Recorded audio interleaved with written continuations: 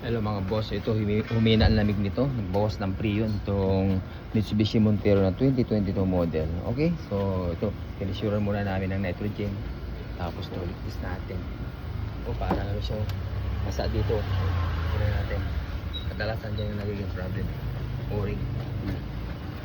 Ayun, nakita niyo mga boss, oh.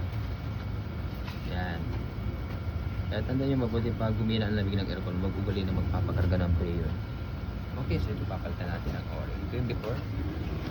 Alright. Ito natin itong condition natin ito. Thank you. Ano guys, yung o-ring yung malutong na siya. Yan. Okay.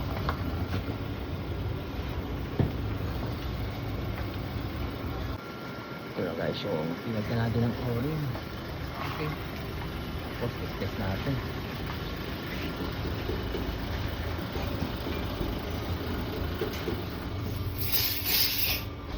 Ito yung palikis natin na 3G.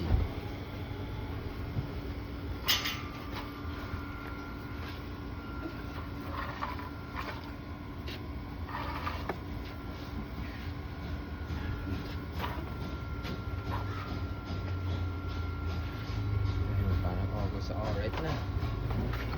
Kanina bumubula dito. Kaya tanda nyo mabuti mga boss. Pag sabihin ang lamig ko yun ang boss ng Freon, huwag ugali magpakarga ng Freon. Okay? Okay na. Nalikisan namin doon sa likod to. Okay na yun. Pag bumaba. Pero okay na yan. Dito lang yun. Basta dyan natin ang Freon. Okay lang guys. Ito yung pinalitan natin ng o-ring. Ito yung humina ang lamig.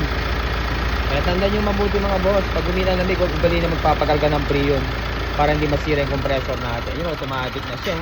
Ibig sabihin, malamig na. Okay. Automatic patay yung compressor niyan. Ayan. Oh. Ready ng low side. Umabot ng 26 PSI yung low side. High side 160. Ayos, okay, normal. Ayos. Hindi na lang. Okay, thank you Lord.